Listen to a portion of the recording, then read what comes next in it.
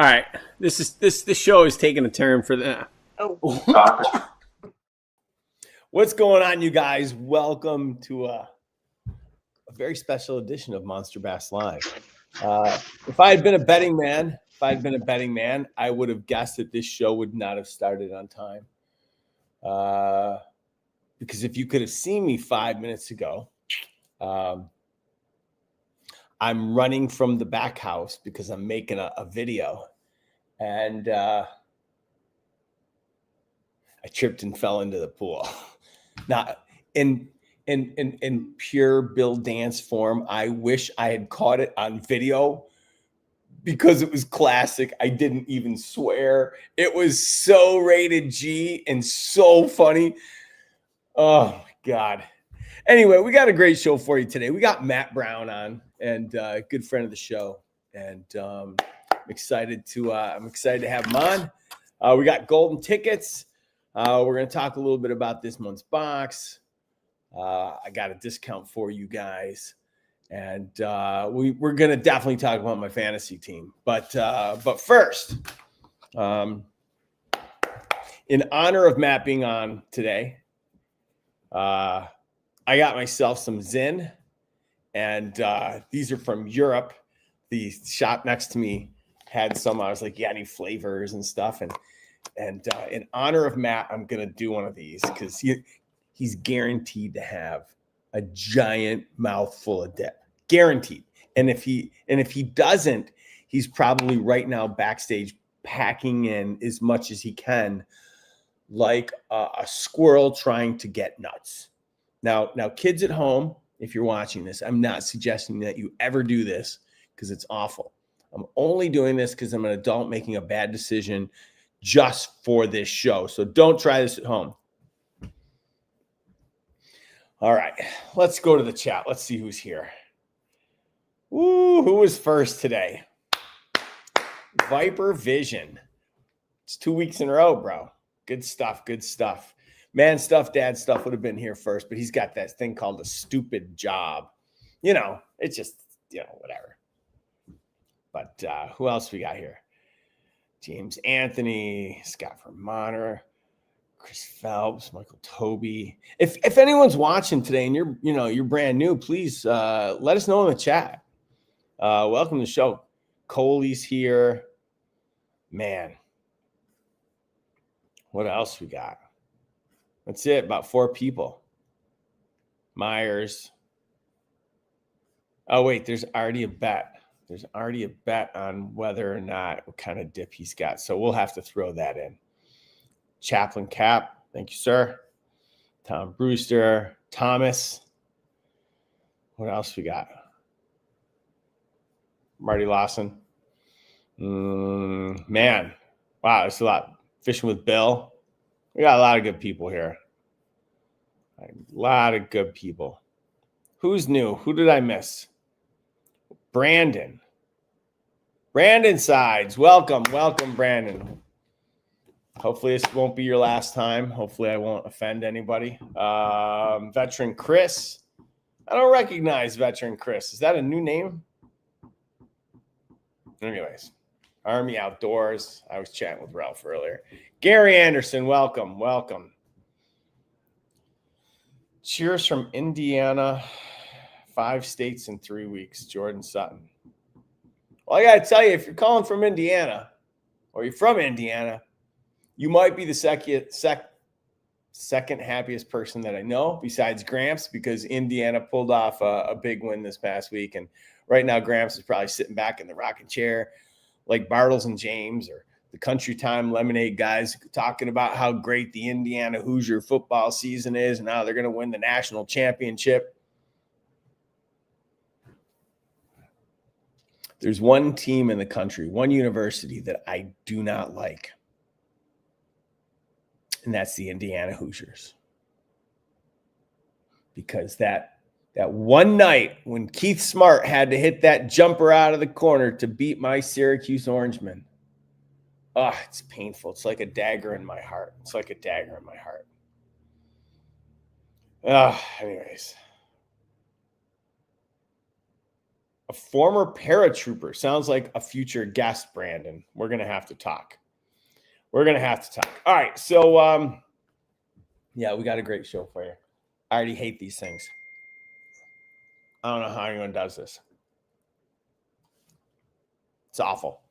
Yeah, I got this month's bag right here. It's dried off now. I got a kit that came in from our good friends at Bait Labs. They sent me some samples. We're going to show you one of bait that I really like. This one. And they sent me chocolate, so I'm very happy about that. I got great news for you guys. The Super Freak is finally done. This is still the prototype, but I've agreed upon the shape of the lip, the action, and it is now in the final production stages. I'm excited to bring you guys that. It's pretty sick. Again, don't even look at the paint scheme. It's just the sample. But that took all summer long, and I'm excited to bring that one out. A lot of new stuff. So let's not I know, RC. I know you love the Super Freak. Let's not wait any longer. Let's bring on our guest. Our guest today. I give our guest a hard time a lot. But honestly, he and his family have been very good to the Monster Bass team, and they're a big part of the Monster Bass family. I do love him dearly.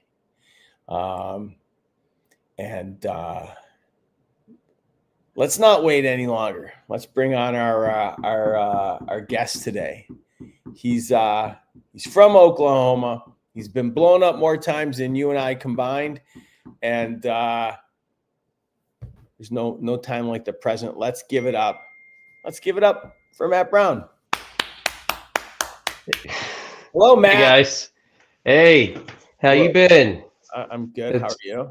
It's been a few I don't know, minutes since I've talked to you last, so it's one of those exciting times. I'm glad to be here today. Are you? Is that you on the guidebook up there on the top of your thing? Well, absolutely. Here, let me grab it. I got to show this one off. I'm a little proud of this one. This is last month's. So got to have my picture taken a few months ago with Rick, and got to catch a nice fish. So it was worthy of a cover of Monster Bass. So very, very excited that I got to be on the cover of September. It's a tough month to fish, but you know what? It's one of those that you get to really test your mettle. I'm also so excited because my girl Coley made this month's cover. Whoop, wrong cover. I was looking at it. So she's, no disrespect, Matt, but she's way better looking than you. Well, 30 times. I mean, good Lord, just the unbeard alone helps a bunch. Okay. All right. So Matt, for those in the fishing community, or at least in the Monster Bass community, that don't know you, inquiring minds want to know, what brand of dip do you currently have in your mouth at this time? Brand of dip.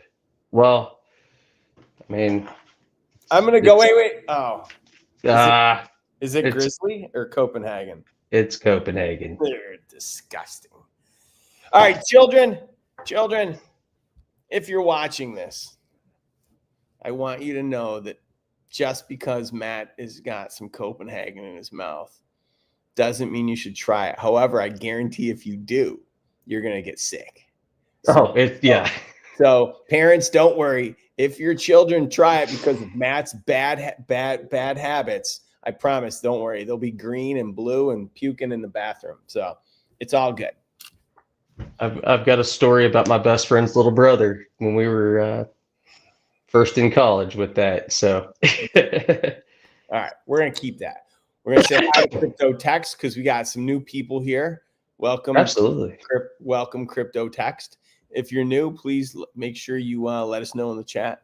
So Matt, for those that don't know you, You served our country. Thank you very much for your service. Tell us about your years of service. So I wasn't one of those guys that got to do a career. I joined in 2007. It was kind of the height of really the surge of Iraq era. We were pushing back and taking Fallujah in that time period, and so kind of got to experience the full aspect of war, and then also the transition as we moved into kind of more of a stabilization force in theater in Iraq. It was a kind of a different time where it was more of a, develop relationships and learn how to not necessarily go to war every day, but coexist, and more of a transition to where the Iraqi army and the Iraqi police handled the stuff inside. So it was kind of a unique time when we were there. There was a lot of different things going on. It was transition politically back home. It was transition there. I got to experience one of their more significant elections at that time, at least. So I don't know. It was unique, and was stationed in Germany. I'm a field artillery guy, so got to really kind of range the countryside, experience a lot of the training bases that were over there. It was one of those experiences that shape who you are and who you become, and some of it through because of what you have to endure and overcome. Some of it through more of the exposure to, I would say the real world. There's a lot of young kids that are growing up right now that are kind of transitioning into that adulthood stage, and it helps you, gives you the thought process change to develop into an adult, and in a lot of ways. There's a lot of stuff that comes with military service, and especially in wartime service, that is more difficult to deal with, but at the same time it really does develop a lot of character and a lot of understanding that you get when you come back into the civilian world, like I did in 2010. So roughly I've been out for 15 years now. Mm-hmm. And so we're kind of experiencing that transition from, really military to, I've been out,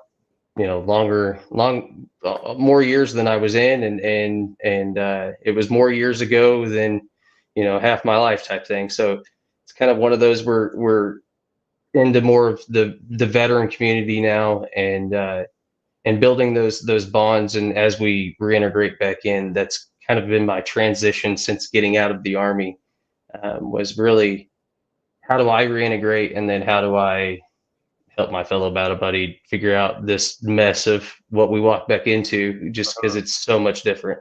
Mm-hmm. And how many times you've been blown up? Well, technically 3. One was, whether there's an asterisk next to it or not, it's 3. That's a lot. and I'm sure that wasn't easy.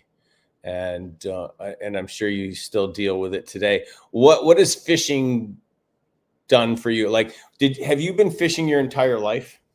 I was one of those kids that basically woke up with a fishing rod in my hand. There's stories of, me falling out of the boat at 18 months old. Yes, I was wearing a life jacket, and I'm a proponent for that 100%, because it saved my life and kept me here fishing today. But it was one of those, from as young as I can remember, fishing was a part of our life. Grandpa did it, Dad fished, and then married into a fishing family. So it was always a part of it. But as I got older and as I transitioned kind of out of the military, especially, it became more of a, how do I kind of allow my brain to kind of rewire itself and readapt, and grow and heal. So I don't know. Fishing has been kind of one of those. It was what I chose to do before, and if I pick anything that I want to do still, it's that. And what company or what group were you part of? So started with 173rd out of Vincenza, and then went to 172nd Infantry Brigade in Germany, which actually I think was first ID when I first showed up, which 17 Field Artillery. So kind of spent a few days with a bunch of different people, kind of one of those guys that had one of those willing to detach, I guess you would say, for the military community, MOSs. And so I just kind of went where they needed me and what unit needed me. Got it. Got it. And so you're back, and you grew up fishing. How has fishing been like therapy for you since you've been back?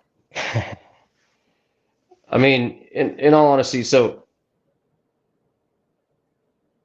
coming back with battling, PTS, battling traumatic brain injury, battling physical limitations, one of those things that was a struggle was finding something that I could do specifically. Just, am I physically capable of it? And fishing was, one of those. I don't know if you've seen, there's organizations like the PBA that take paralyzed veterans onto boats. There's all sorts of stuff that you can do fishing wise, and it's adaptable to your ability level for that day. Mm-hmm. So regardless of how I felt, I could get up and go walk out on a dock and stand there on a flat surface and make a few casts or whatever. And it started as my motivation just to get outside. Mm-hmm.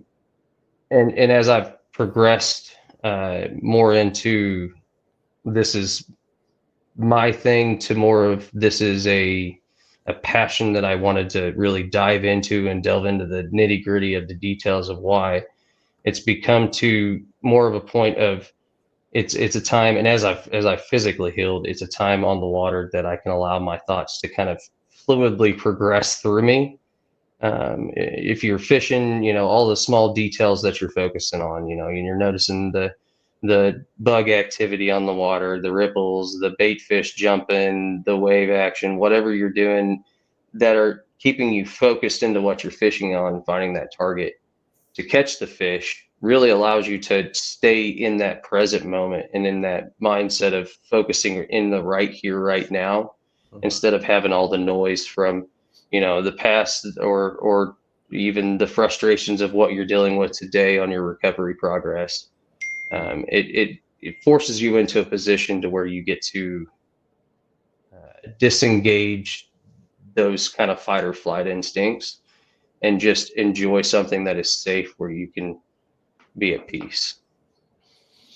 I heard something in a previous live where, guys come back and when you're in, it's really structured, and you come out and it's not, and you guys, have been conditioned to crave that structure. And someone mentioned that fishing's like a mission, because you're going out there with a goal in mind. Do you view it as a mission, or do you just view it as pure, I'm going to escape whatever might be going on in my body and in my head and just breathe?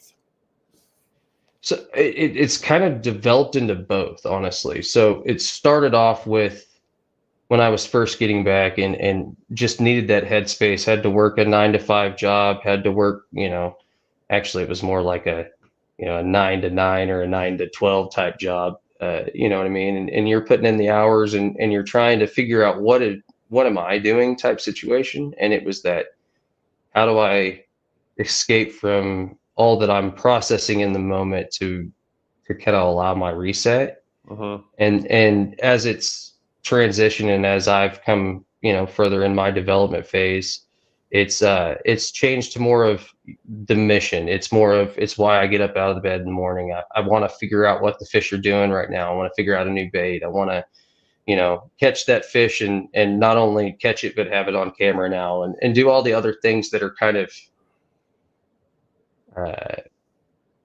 more of, I'm focusing on the output of fishing than what fishing is necessarily given to me. It still gives me all of the relaxation part of it, but while I'm going fishing, I'm it's more of my mission to get up and kind of drive to do something that day. Mm-hmm. Is it hard to wake up in the morning? Oh, some days, you know, I mean, it varies. Physical limitations are huge. Guys that have dealt with traumatic brain injuries know about the fatigue, and literally when you get hit in the head hard enough, your neurons, your synapses, they stretch, and they do this dump of chemicals on your body that basically it's like all your endorphins, all your dopamine, everything, all your signals that are going on in your brain just get flooded at once, and it takes this recovery period. And then when you have like a rebound migraine or those type of things, you're kind of getting those same situations reactivated. And I don't know, it's one of those where waking up in the morning is totally dependent on physical state of being. And I understand the struggles definitely of guys that have a little time that it takes to get that motor going. So Wow. Do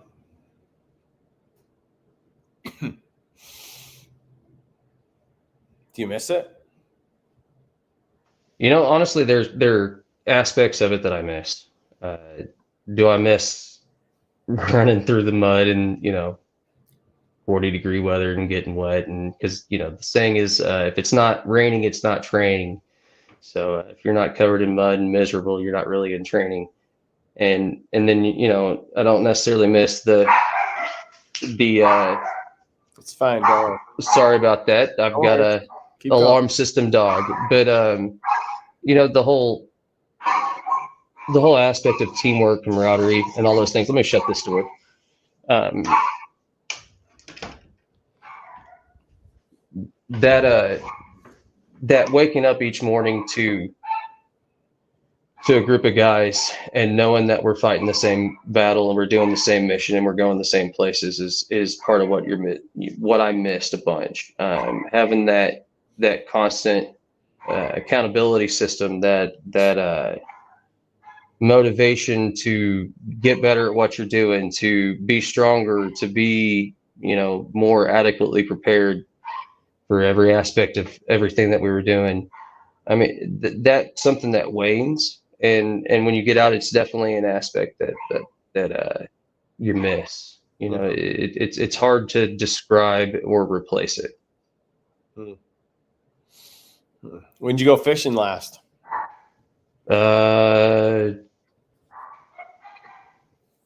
Probably, well, actually, officially, probably Saturday. Fished a tournament on Saturday, and was Lake Belton, Texas. So if any of you are familiar with that, is a difficult one. We had a good time though. I had a really good guy that took me out, and I co-angled for that event, and we got to really have a good time. So, Matt, you got a lot of rod tubes in the corner. yeah. I don't know if that's because you know, you officially fish or you unofficially fish, but what do you got in those rod tubes? Right now they're actually empty. I store, when I'm traveling, I try to keep a few of the shipping rods around, or the shipping tubes, but it's, you know, whatever I'm taking on my trip, I'll load those up and just use those as my keep the rods safe when I'm going a long ways. All right. Thank you for your service. Wrong answer, Matt. Looking for lunkers. Wanted to hear you say lunker sticks, of course. But well, I mean, that's what initially was there. No, we're moving on. We're moving on. My feelings are hurt. I might have shed a tear earlier, and now I'm questioning why I did. That one hurt, really hurt. Sorry. No, I'm just kidding. I mean, they're the Monster Bass tubes. I don't know if you can see the emblems on them. I can't. All right, Matt. So okay. So it's that fall time of year, and you got your Monster Bass bag. You have one of these? I do. Actually, let me because not only do I have one, I've already been throwing this guy a lot. What I is don't know that? if you can't tell what that is. Oh, the grass burner. So this guy is probably my new favorite topwater going forward. It definitely has a different look in the water, but man, the blow-ups on that have been spectacular. All right, so what makes you know, I everywhere I go, everybody's talking about the fall transition. It's like how to fish the fall transition. My top 5 favorite baits. This, that. I mean, we just put out a blog post about, you know, what was it? The thermocline, and like, you know, break it down for me. What is the fall transition? So technically speaking, it is that transition of activity and a profile of what the fish are doing. So typically the fall big fish profiles, fish are becoming more active as the water temperatures drop. I thought they get lethargic when the water temperatures drop. So you kind of have that magic line that you're following. So below 50 degrees, they're a lot more inactive. Your prey's less active. Crawfish burrow at about 50 degrees and want to kind of get out of there and get warm. Bluegill kind of suck up next to warmer structure type thing. They change their habits, and so bass instinctively change the habits that they have in attacking fish.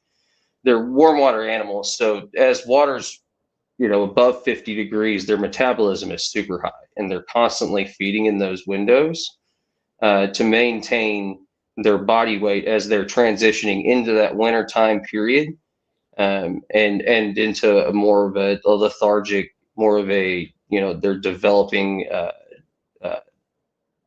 for spawn next spring. All of those type of things happen in the wintertime, but that transition, that little window where water temperatures are falling from the mid 80s, mid 70s, and they're hitting that 65-degree mark for the first time, really it triggers a lot of activity. Everything starts kind of coming out of the summer rut, the heat of the year, and they start getting more active and getting fed up, so that way they're prepared for the winter time and being able to survive whatever condition you have. For me, the fall feed up is always like it's that first really good cold snap typically is what declares fall is here and the feed up has started. Okay. All right. So if you guys are just tuning in, we're talking with Matt Brown from Matt Brown Fishing. He is a vet. He is a heck of a stick, and we're talking about the fall transition. All right. So you get your Monster Bass bag. I do. And how do you think that's going to, how does a Monster Bass box, bag, whatever you want to help, how's that going to help someone that's new or newer to fishing, especially during the fall transition? First thing is every time I've gotten a bag, it's going to fish different water profiles. So like we have our product testing bait, which I don't know who makes this one. I don't know anything about it. I'm getting ready to go throw it. I haven't got to yet, but a crankbait, an 8-foot diving crankbait this time of year allows you to cover water, allows you to, mimic a prey pattern. But like so the reason I love it is you're going to be able to fish a depth range that's kind of pre-selected, it feels like. And so, I mean, we always have, there's always some sort of soft plastic in the bag that I've never seen before, which is awesome. There's always some sort of new style terminal, which I've been looking at these hooks, Rick, and this is probably my new favorite drop shot hook, only because of the fact that it actually, you tie point to a different portion of the hook. And I don't know if you guys have pulled these out or got to see these yet, but that tie point on the hook allows you to have a little different method of when you're retrieving it. It's pulling that bait. So you tie to this top eye here, and then you actually run your line to your drop weight down here, so that line is kind of sitting here, and then just any motion is just providing a little wiggle on your bait constantly, and you're not necessarily having to actually work that much rod action. So it was for a new technique. I'm always finding new ways to fish out of the Monster Bass box that I'd never even seen or heard of before, and that would be one of those. So I don't know. It's one of those. If you're coming into fall, you want to cover water. You want to fish various depths.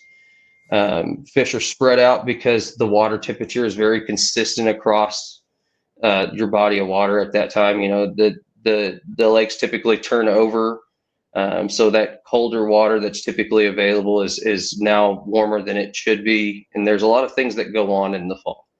And so being able to cover not just, you know, one specific technique or one specific pattern of fishing really helps you be more successful. And I don't know about you, but every time I pull up my MONSTERBASS box, I'm finding something new that I can fish, something to try, or it's exactly what I'm looking for time of year. You know, the grass burner, or, you know, throwing the grande bass mega. I mean, these are awesome. I don't know. This is probably my new favorite bait of all baits.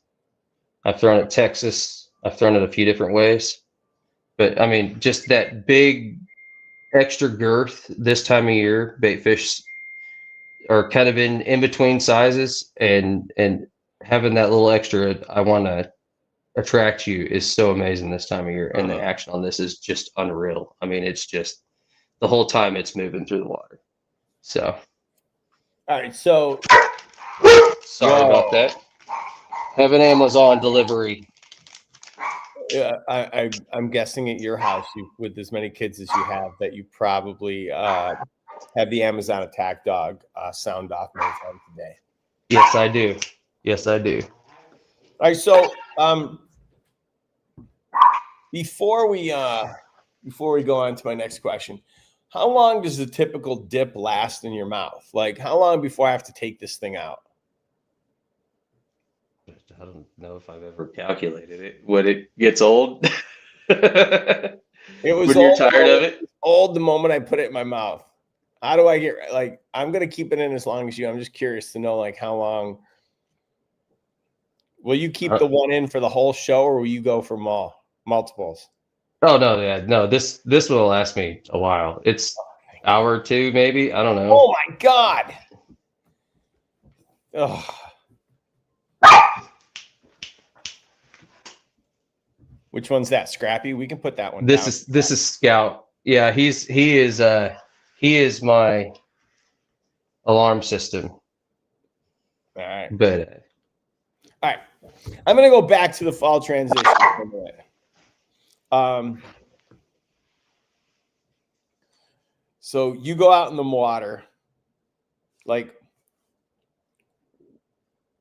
do you have like a progression that you're going to go through with baits, like this time of year? Like, what, given what's happening with the fish and the water temperatures, what are you doing? so it's really time of day specific. So we're going to start, you know, morning pattern is going to be, I'm fishing something fast. I'm fishing typically trying to throw a moving bait of some kind, top water, if they're hitting on top. But again, it's cover water and keep it in front of the fish as long as I can. And then as the day progresses, I'm moving to more of kind of that mid-morning is like I'll maybe go to a crawfish pattern. I'll go to a jig or a Ned rig or a shaky head, kind of picking apart the day. And then as that window and the sun gets a little higher in the sky, typically your bite window gets a little thin until that 2 or 3 o'clock window. Right. And I'm switching up then to go more of like I'll beat bluff walls and banks as they push bait up. So I mean, the transition is literally the fish are moving all day long. It's just being in front of them when they're moving and trying to anticipate, okay, they're here now, where are they going next? Well, don't you have that fancy forward-facing sonar so you can just watch them? I mean, to a degree, yeah, you can see them move, but in all honesty, and I don't care if you're Jacob Wheeler on a forward-facing sonar. I don't care if you're. Easy. I mean, these guys are really, really, really, really, really good at this, and it's why they catch fish constantly. But even fish identification on a screen is almost impossible. Um, Being able to actively tell based on the motion of the fish if the fish is an eating presentation, it's one of those. There's definitely there's a lot of hype for saying it's too easy to use it, and there's a lot of hype that really it takes a lot of skill because there's a lot of guys that struggle with it. And that's I don't know. I'm a proponent for this time of year, especially because the fish move Yeah. a lot, and in all honesty, you're not going to keep up with them for the most part unless you just have patterned the lake that well. And for a lot of folks that go fish their local lake, you can do that.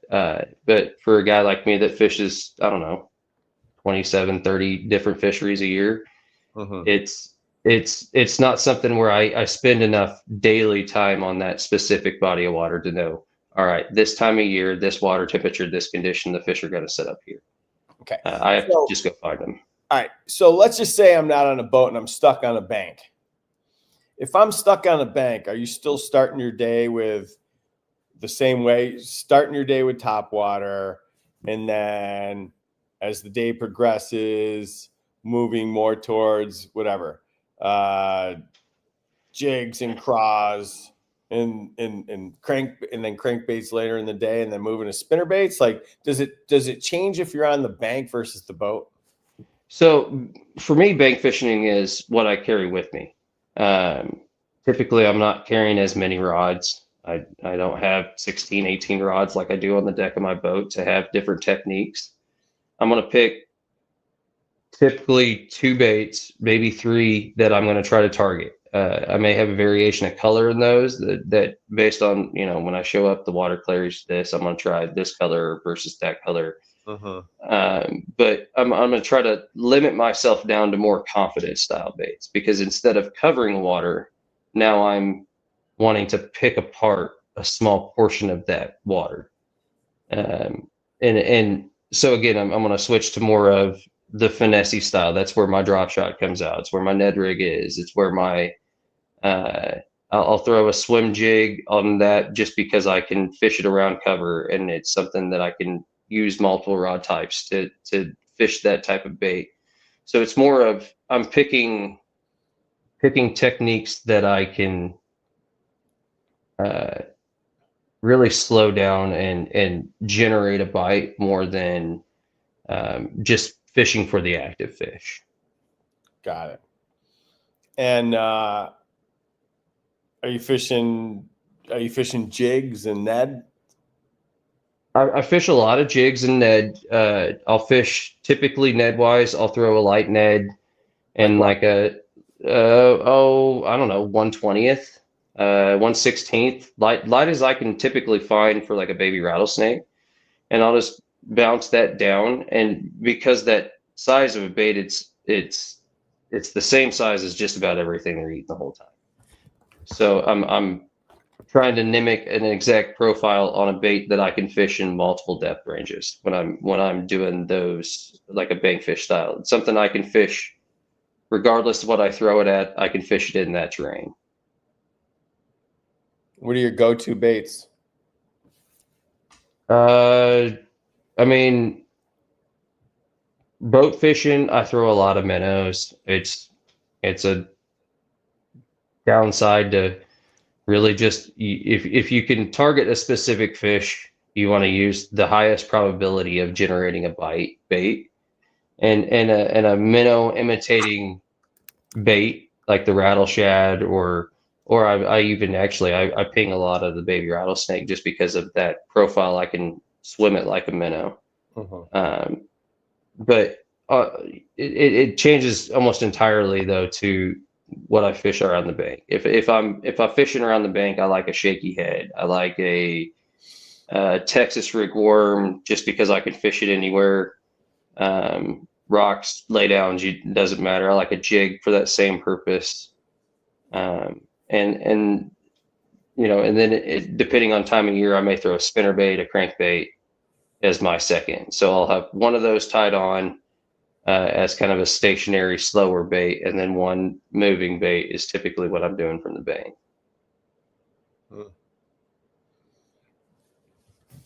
What's your PB?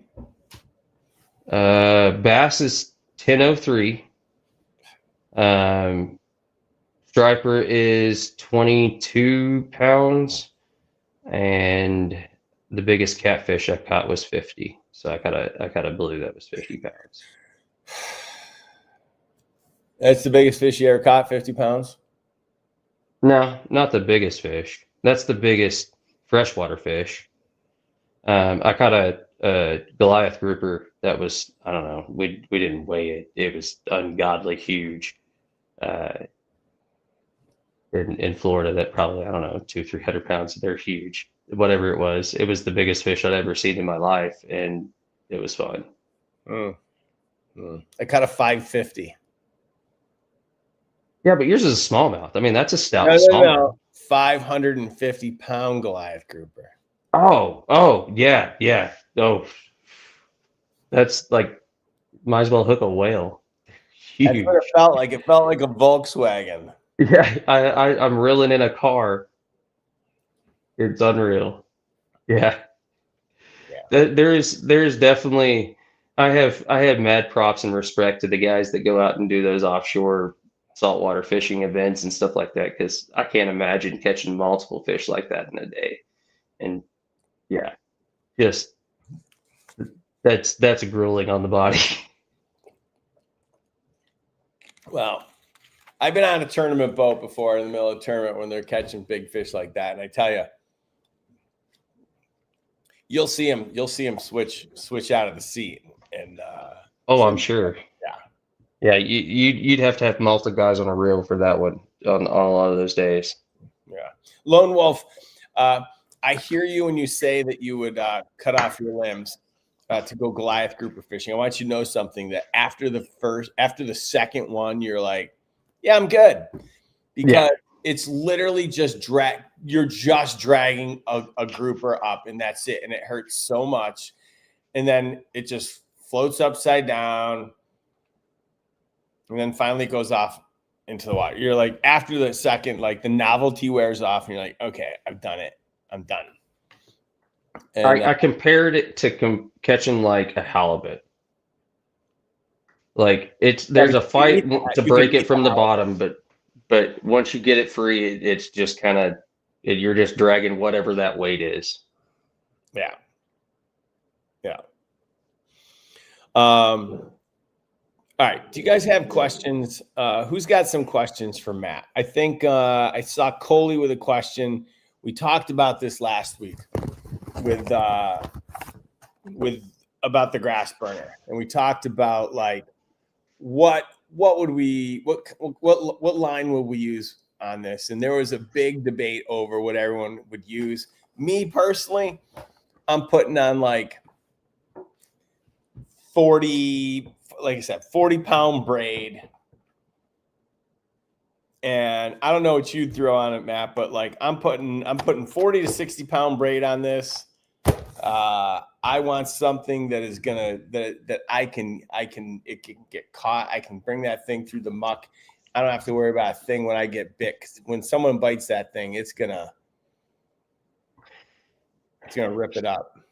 So I have it on 20 fluoro right now.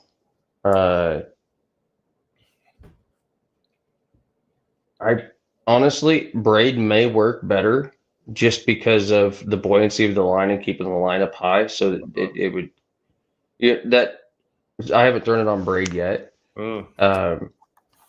But yeah, I mean, I would recommend, higher pound test. Obviously it's just 7/8 ounce. I think of an ounce. And keep in mind, this was developed up on the Delta, right? And so on the Delta, these guys are swinging for the fences every time, Right. trying to catch something big. So take that into account for whatever it's worth. I mean, shoot, if you saw the blowups that I've had, in the fish that have bit it, some of them haven't been that big, and you're like, man, this thing is the same size as you, and they're still chasing it. But yeah, no, it's definitely like I would go medium heavy to heavy, probably 7.2 to 7.4 on my rod, maybe even a little longer. And just so you can fling it out further. And then real speed, I don't know, I'm using 7.5 to 1, which helps me get it up on plane, kind of propping faster. And then heavier line is probably your only major key is being able to throw it and not have a zing pow is what I call them. Because nothing's worse than throwing a heavier bait and having it a backlash and catch, and next thing you know, your bait's flying across whatever body while you're fishing. You're like, well, there that goes. Yeah, this is so I have one of this is actually the prototype. You can tell it doesn't even have the logo on it. And one of the things because we're working on the second version. The second version is going to be a little lighter, and T-Rex has given some feedback on this. And one of the things we're going to do is we're going to weight the belly just a little bit differently, so that because one of the things I noticed is that a handful of times it would land this way and not flip over because it is so buoyant. And so I think if we put some belly weight on the inside right at the point of the hook hanger, it'll just take it and it'll just roll it over. But I didn't have much difficulty with it. But yeah, it was maybe 1 or 2 times I had that happen. It wasn't a significant portion. Where it was more like I got it hung up on some grass and had a bunch of stuff stuck up in the tail that was giving it the extra buoyancy to keep it from flipping over. Yeah. I think people are wanting the black chrome. Guys, I made 100 or whatever I made on the site. We made them.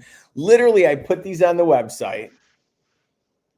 I think I made them in 6 colors or 8 colors, and one limited edition color was the black chrome, and I only made whatever the number was.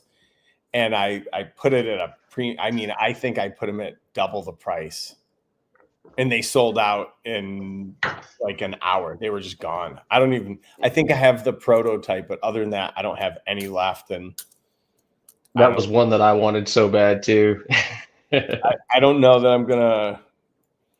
I feel bad if I make more because people paid a premium to get those. So I don't know that I can make them, but it's not to say I can't make a chrome chartreuse. Right. Yeah. That would work. What's a bucket list fish that you want to catch?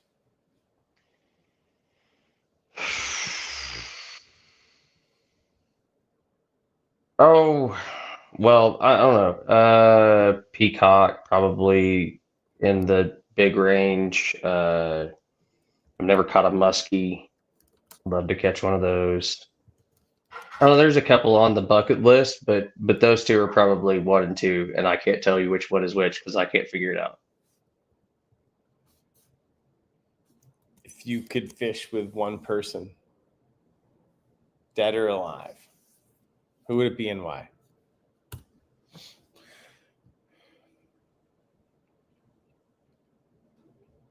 The only answer I can come up with, and it's not even,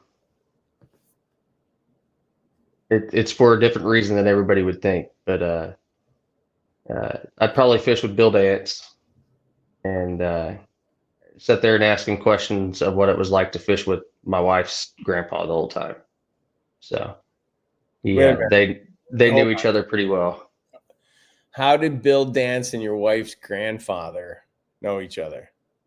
The fishing reel industry. So Bill Dance was the Zebco signature angler for, I don't know, 150 years. How old is the guy? Not really, but you know what I mean.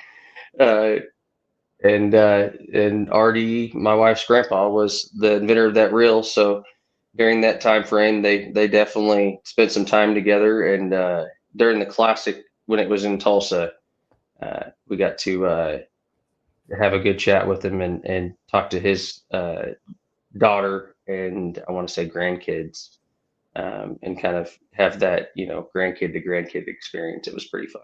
Are you telling me that your wife's grandfather invented the Zebco 33? Yeah. Yeah. And I have somewhere I have the actual patent somewhere in my room. I think, do I not have them hung up? Huh. We just swapped my office around, so they're usually on the wall, but we had it painted, and I guess they haven't made it back up yet. But yeah, no, I have the patent grants and all that kind of stuff. We are very much a Zebco family, and that's part of why it really, when this fishing idea happened for me, and I was like, yeah, I should really try to actually do more than just pleasure fish. Wow. It was a thought process that was like, well, how do I do that? And yeah, so we have a lot of family ties in this industry. Interesting. Yeah, I still fish with that. Oh yeah, well I have here. I mean, I have an old one. You what? So, I mean, everybody learned on these, and this is a Zebco 77. This is one of RD's designs. This is probably, I don't know, from, I would guess, the 70s. I mean, look at that ergodynamic. Oh yeah, I mean, you're gonna launch a bunch of casts with this guy. Soft. Oof, so good. Got a carbon steel, whatever, hold it together kind of piece down here, thumb trigger guard. Yeah, what's that thing weigh? 8 pounds? It's not super heavy. It's pretty polymer, but it's definitely, it weighs as much as my heavy rod with weight on it and bait, and this doesn't have line or anything in it. All right. If you guys are sitting at home and you need a reel, you don't have to go to Zebco. I got the show special. It's scrolling across the bottom. You go to the store today, you spend $50, and I'll give you a free quantum whatever spinning reel. It's not very hard to find. I think it's the only quantum spinning reel on my website, and it's automatic. You don't need a code. Just put $50 in the cart, add the quantum reel, and the quantum reel is free.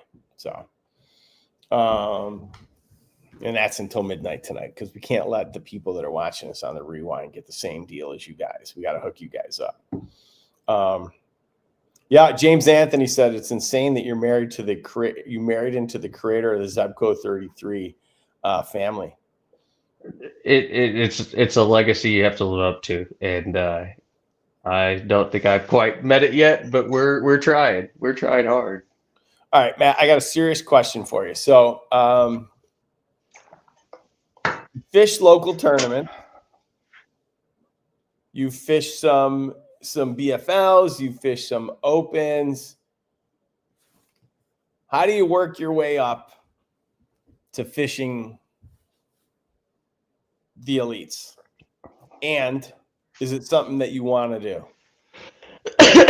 How do I work my way up to fishing the elites? Some of it's luck. I don't know if you guys have seen some of these pools. Every one of these tournaments, there's 250 boats that show up.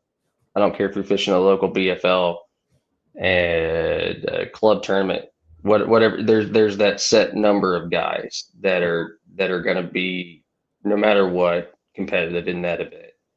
And so, like a BFL, you might have 25 or 50 guys that are always competitive, that are heavily involved, and have a potential to win. So, I don't know, like fishing the elites for me, it is on the dream goal bucket list. It's a puzzle that I'm trying to put together. A lot of it is figuring out. I mean, this is not a low cost industry to get into. No. So how to navigate that portion of it, how to navigate the And then, you know, social media is such a huge aspect in this industry that, Your resume. yep, you got to build that. And so I don't know. There's pieces that I'm missing that I'm trying to develop, and it's definitely I'm looking to be doing it soon. All right. So if I heard you correct, the recommendation that you'd give to Idaho Kid is that, you know what, start with local derbies, get your feet wet so you don't spend a ton of money, get used to being in competitive tournaments that are smaller, see some success. And when you see some success, maybe fish one of the go upstream a little bit, I don't know, BFLs or something, and fish those. And again, see some success and you know, along the way, you got to build your social media resume, because if you don't have the followers, you can't help me in today's market, because unless you're Jacob Wheeler winning every single tournament, it's also about how you're going to promote my products. And if you don't have your own platform, you're not going to be as desirable as the guy who's not as good of an angler but has a massive following. 100%. Yeah, I mean, in all honesty, this industry is heavily leaning towards, if you want to compete on a high level stage, you have to first learn how to endorse products, learn how to represent a brand, and part of that is being successful in fishing. Could anybody be successful in this to a degree? Maybe. It does take a lot of practice and know-how, but could you take, you know, if you put the amount of practice time that I'm in and the amount of water that I spend, or time on the water that I spend, could you get there?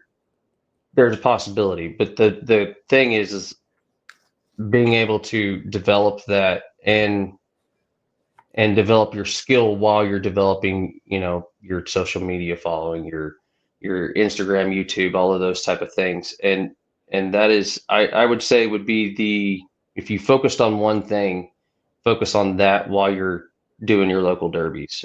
Make sure you're, you know, making those posts, and anybody that you come along that, you know, want a brand that you enjoy, that you fish, that you like, start making a few posts, and tagging them in it, and try to build that brand awareness that way. So that way, one, you're showing love to the people that you're already using, because we all have our favorites.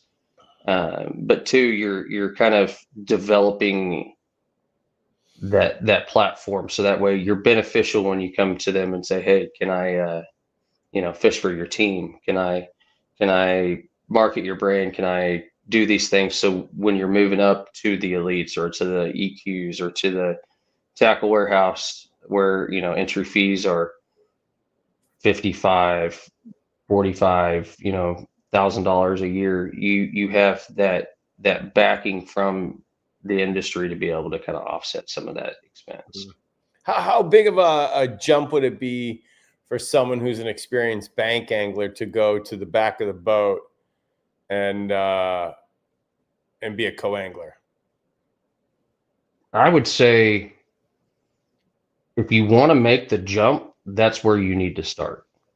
If you want to try terminating, I'd say jump in the back of the boat on a BFL. It's $100 and something bucks. I don't know exactly what I think it's 150 for one day tournaments next year.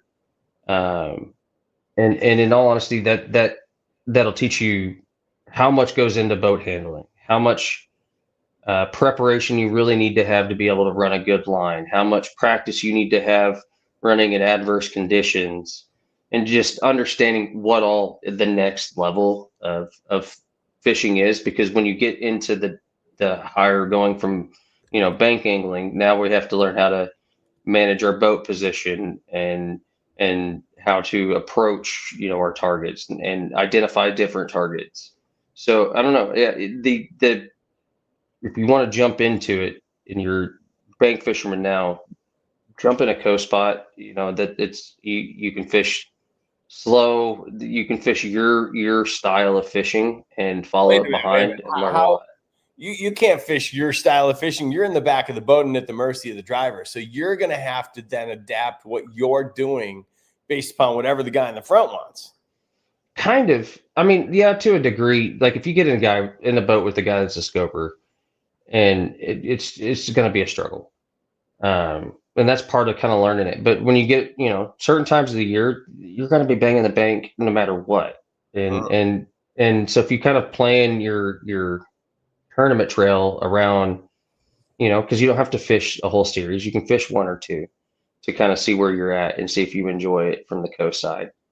Um, and in all honesty, it's better than coming into it and not knowing what to expect and not knowing everything you need to be prepared for before you jump in behind the wheel of the boat and have a co-angler with you for sure.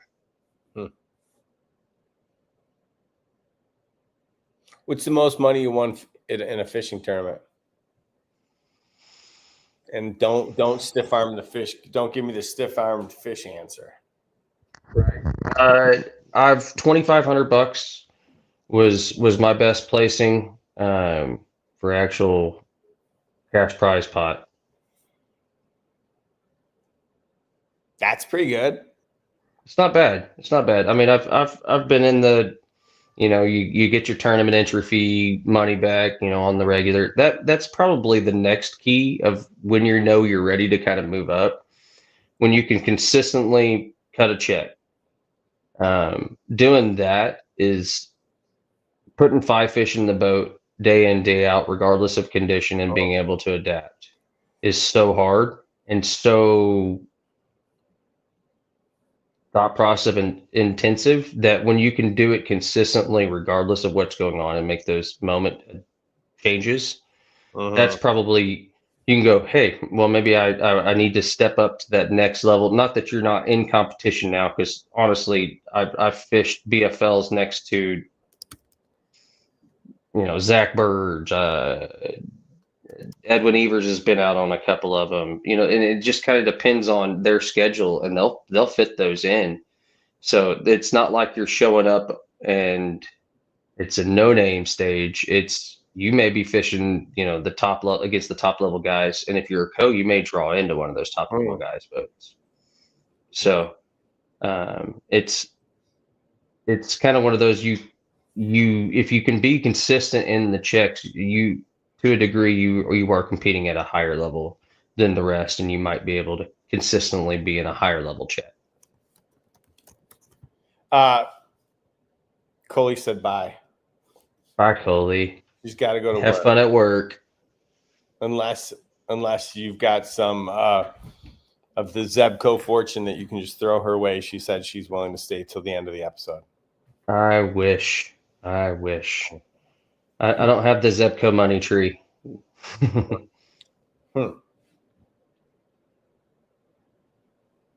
Matt, do you have any questions for me? You sent me a text message this morning. Yeah? What did I say to you? Do you remember what you wrote? Probably not. That's part of the TBI. What did I send you? Let me look.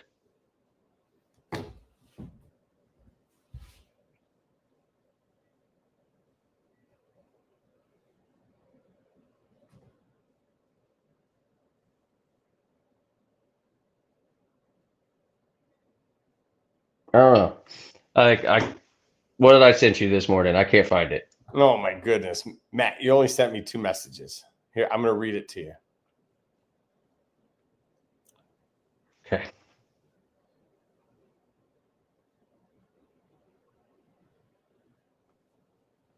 Have a couple of questions for you. Oh, I sent those in Slack. That's why I'm looking at the wrong text messages. I'm looking in my text messages. Let me help you out. Okay. Part of what draws me to you is you're hard as shit to read. And I feel like I can read people really well, but you're a tough one. Oh, yeah. Yeah. So go ahead. What questions you got for me? I don't know. Like on the read thing, this is, so if anybody that knows Rick well,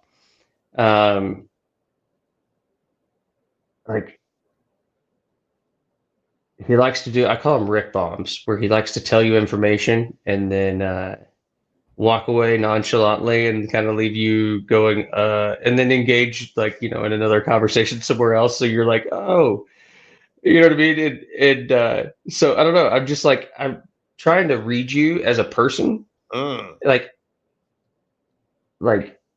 you're very, very genuine. I know I've pissed you off, but I can never seem to tell when I How have piss you you pissed off. me off?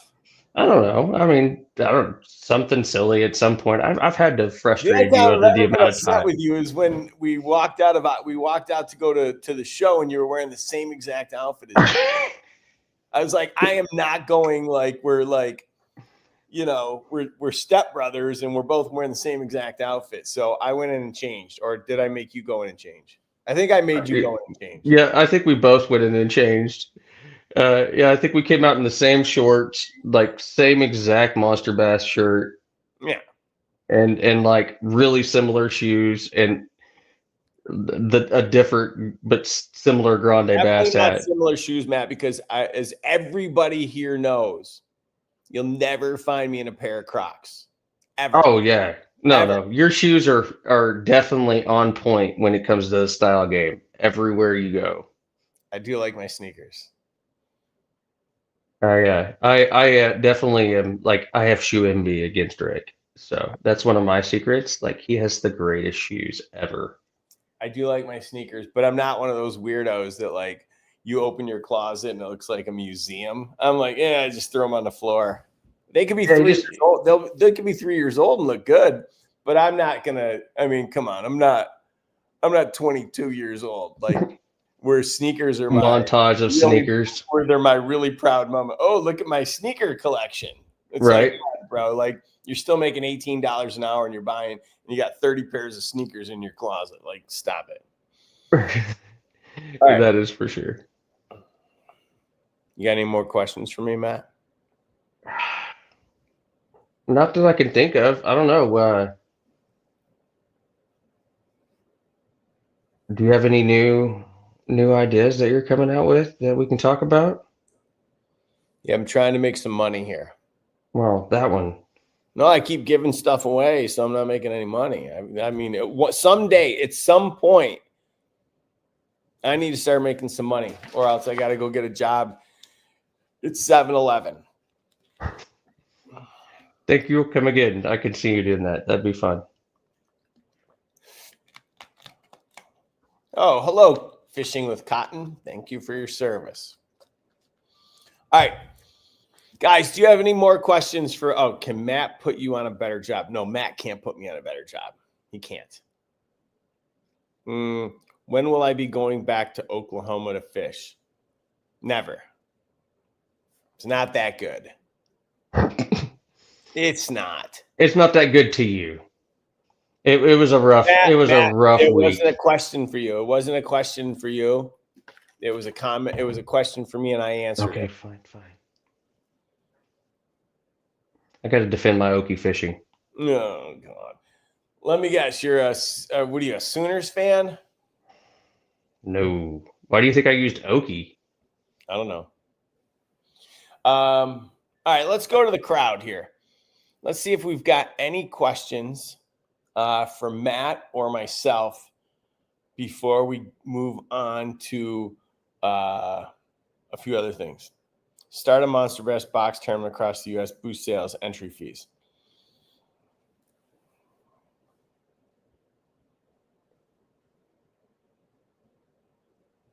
Trying to think of the logistics of that. That's a doable. Yeah, here's the thing with that.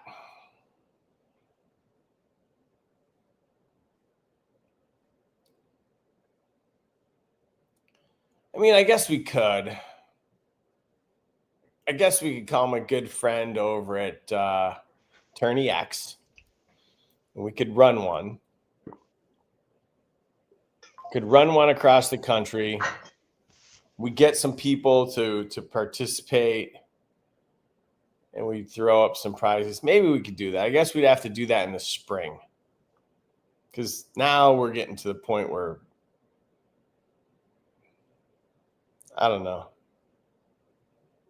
I don't know if I'll feed up when. I mean, that'd be short time. But yeah, no, like next spring, like around the classic would be fun. Maybe there's a way to do it with each box. I don't know. I got to think about that. Your box is the entry fee or something, No, or your box is your registration. It's too hard to. It's too hard to keep track of who's got a subscription, who doesn't. I don't know. Maybe we'll see. Matt, where did you clean this room today before you came on? Yeah, you can't tell. No, I can tell. But Cotton's asking where you store all your tackle. Oh, on my boat mainly, and in my garage, and that is a different story. There is some in here, but not a ton. Okay. What state you gonna go fish next? Probably is going to be Cali. Talk to your good buddy, and I think I'm going to schedule a trip up in December. I'm going to take a few weeks off of traveling. I've this year it's I don't know, I'm at 4 months I've been gone total weekage. If you add them all up, so it's like I'm ready to be home for a few weeks. I think I'm gonna fish some local stuff around here, and then December is that next trip out of town. So James Anthony is saying that I need to get some of the lure specific vaults whenever they drop. Oh, I read it as I need to get them. Yes, they're coming. The spinnerbait box is coming. The crankbait box is coming, and the bladed jig box is coming. Oh, I'm so excited about those. They're all coming. It's gonna clean me up so much instead of having this pile of crud that I have in my spinnerbait boxes now. What else? All right, so we got a really important question, Matt. How do we get a 9-year-old sponsored by Zebco? Can you make a phone call up to the president? That one. Can't you just get like I'm trying to think of who even that I would know that would be, because they use dynamic sponsorship. Grandpa, hey, I need you to hook up Piper with a sponsorship. Is she good? Yeah, she's pretty good. She's 9. She's the future of fishing. I agree. All right, thanks, Grandpa. If we still had Grandpa around, I would definitely do that. We haven't had him in a few years now. Oh, I'm the worst. It's like when I asked one of the guests something about his wife or something, and he's like, "Well, I asked Ray Larson from Razor Custom something about his wife," and he's like, "Well, she used to do this, but she's passed." And I'm like, "Oh God, way to start the show, Rick." Right. Yeah, no. Papa already passed actually before I married into the family, and then Poppy, his son, passed a few years after I got out of the Army. Homer wants to know what's your bait of choice this time. This time of year, I'm throwing a lot of Rattle Senko. It's a good bait profile. I can rig it a few different ways. I can fish. A lot of grass is still emerging in my area, so you're chasing holes as much as you can and trying to find a spot that you can tuck it in and not get too snagged up. So I can fish that weightless Texas, which is you can fluke style. You can fish it fast, slow. It's one of those kind of versatile baits. Got it. And then probably I don't know. I'm a baby rattlesnake fiend. I love these things. It's again, you can just mimic anything with it, so it's just one of those baits. Good question. All right. Should I put my phone number up? Does anyone have a question they want to call in with, or is the show over?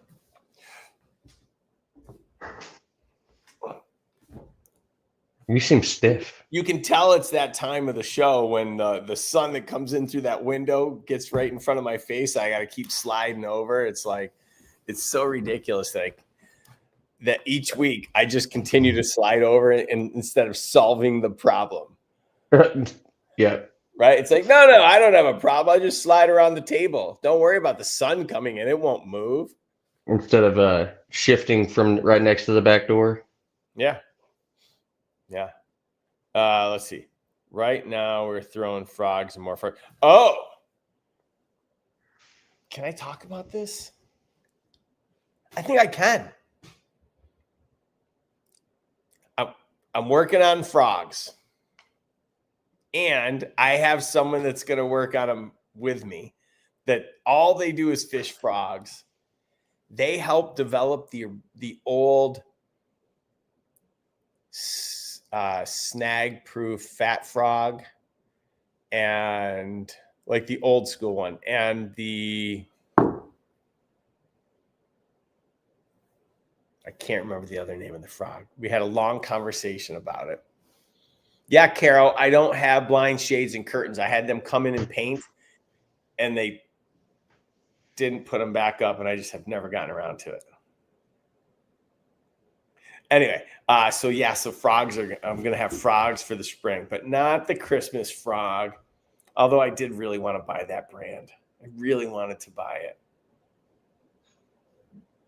The Fat Bastard Frog Company. I thought that was the best name ever. I was like, God, I put them in the box.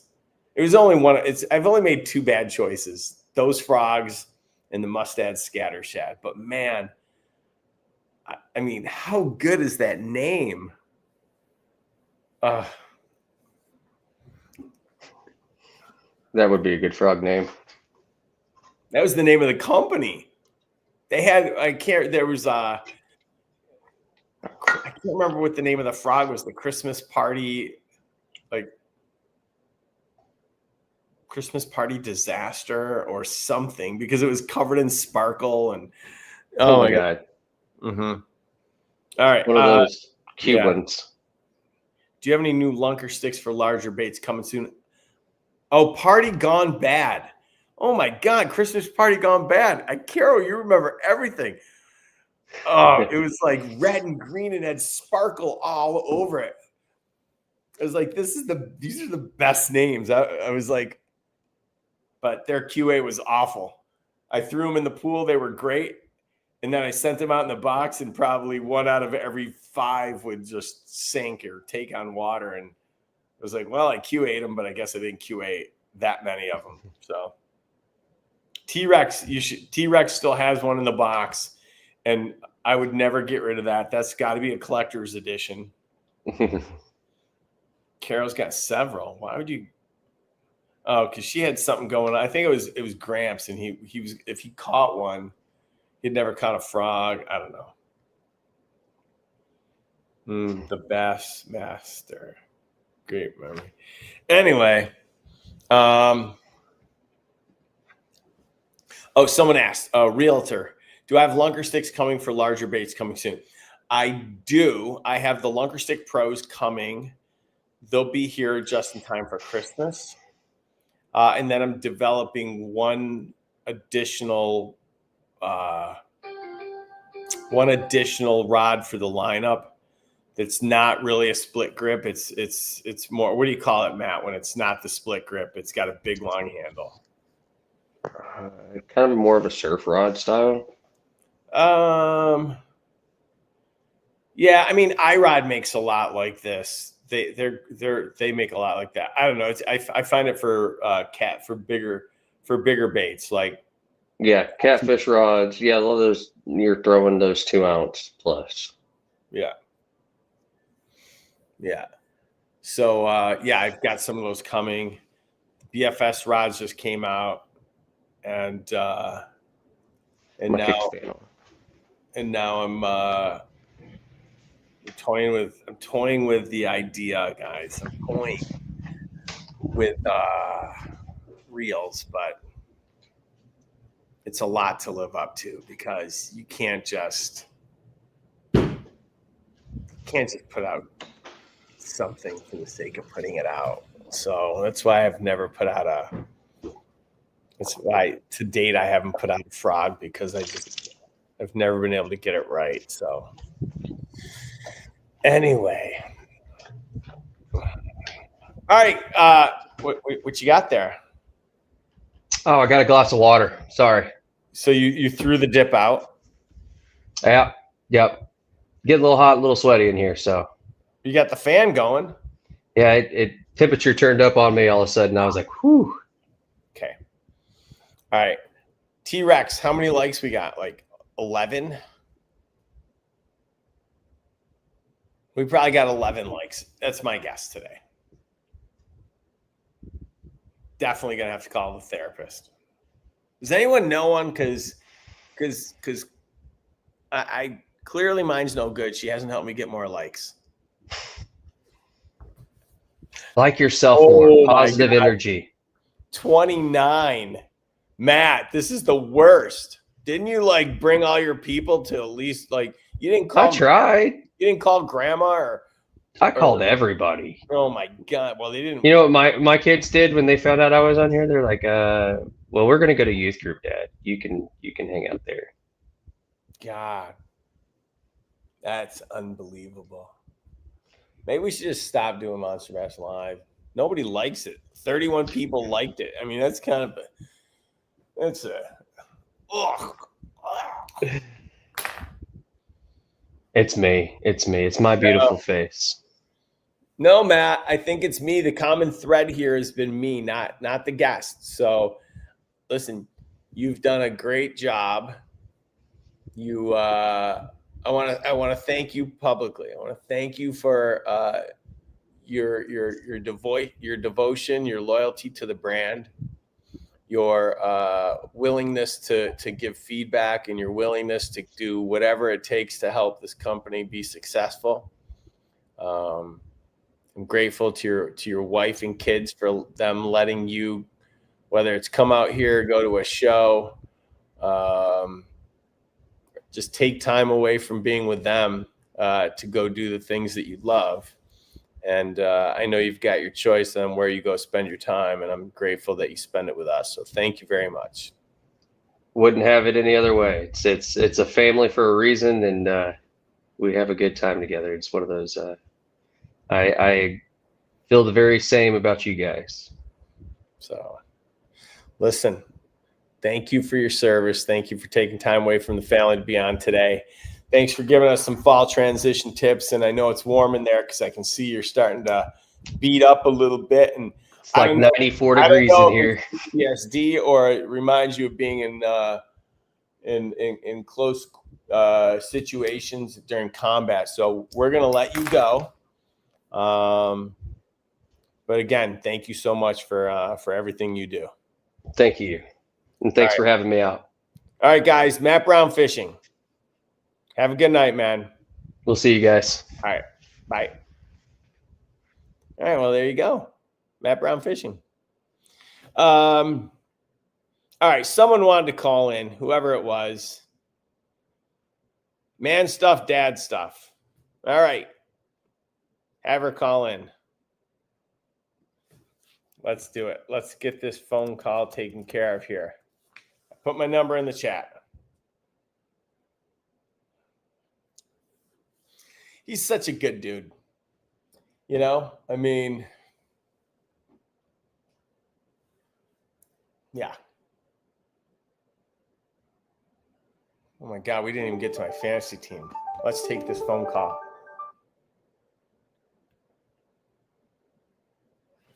Oh, hello? Thank you so much for the box. Who is this?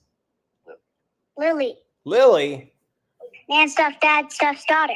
Oh. So you liked it? Yeah. What was your did you paint them all?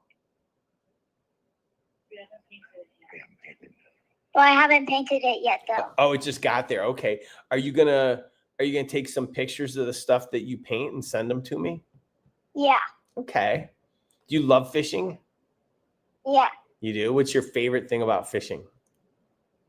I like when you catch the fish. Yeah, of course. Now, do you kiss the fish before you throw it back in, or they're yucky? No. Yeah. I don't. Yeah. All right. Well, listen, thanks for calling in.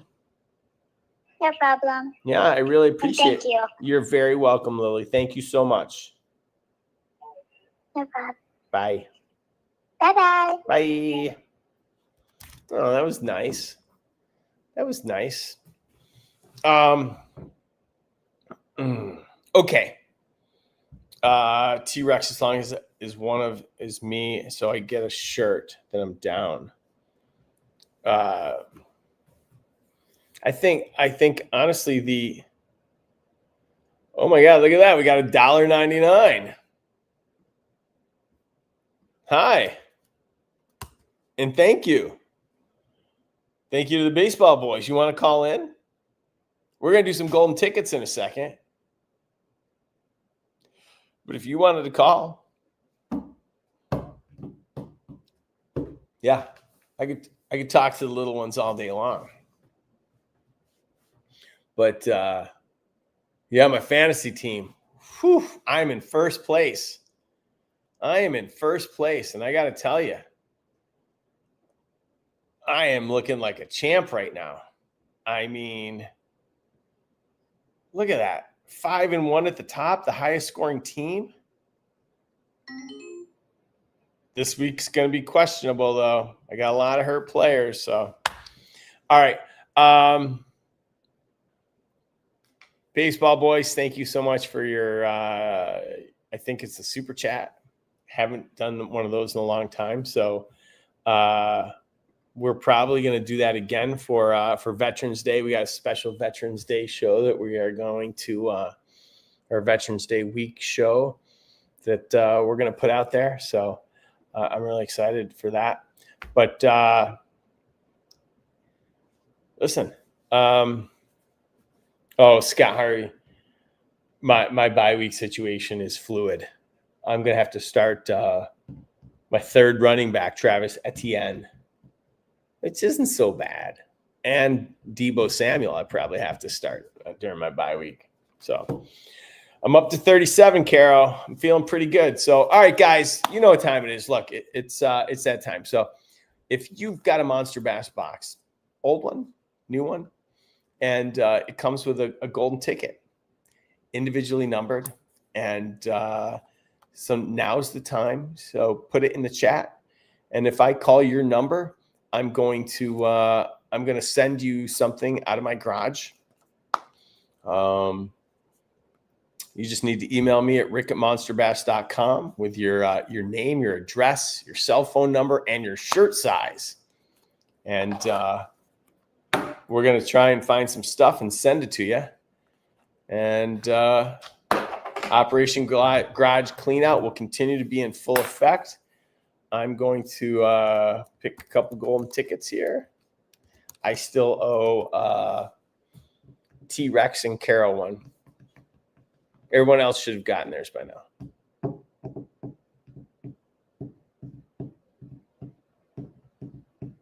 What do we got for golden tickets? Look at these numbers. Is that really a number? I don't know, Lone Wolf. 84,389. I think I skipped 84,000. I swear people are just putting numbers. But again, you're going to have a picture. So we'll see. I can tell which ones are the new ones and which ones are the old ones. Because the old ones say M. The new ones say MB.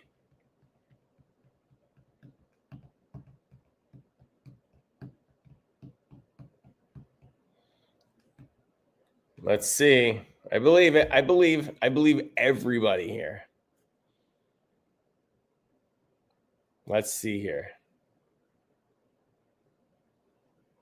No way. Tom Brewster, you don't have 79,000. Do you really? Man, I don't know.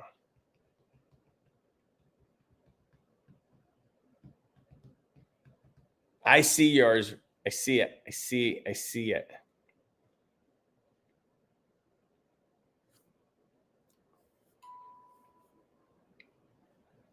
Oh my God. Now I've got. Holy cow. I mean,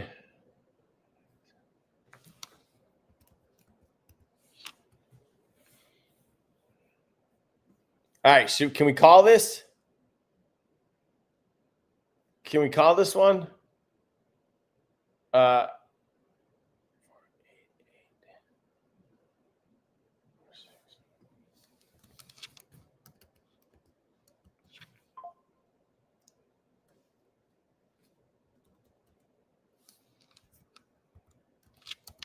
All right, I'm ready. Here we go. Your lucky ticket numbers tonight are. I've already called them. Let's see here. I'm changing it. There it is. Scroll across the bottom. Actually, no. Save. Comments. Your golden tickets tonight are 49736 and 40196. Congratulations. Email me at rick@monsterbass.com. Picture with you in the ticket. Give me your phone number, your name, your address, and cell phone number, and shirt size, because I got some shirts in the garage, and I'd love to get rid of them, but I can only send them if they're the right ones. So congratulations, you guys. Thank you guys so much for tuning in. I really appreciate it. When you get done with this, you can exit out of the chat, and you can hit the like button on the way out. If you do, great. And I'll see you guys all next week. Oh, if you think you'd make a great guest and you got a great story to tell, email me at rick@monsterbass.com.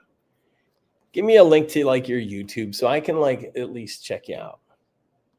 And I would love nothing more than to continue to have guests from the Monster Bass community.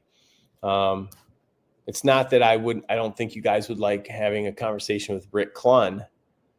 Maybe I'm foreshadowing, but you know, a conversation with someone in the community, always welcome to it. So thank you guys so much for tuning in, and I'll see you guys next week. No, and I don't have Puka, but I do have Devontae Adams. Go figure, right? Anyways, you guys have a great night. I'll talk with you guys soon.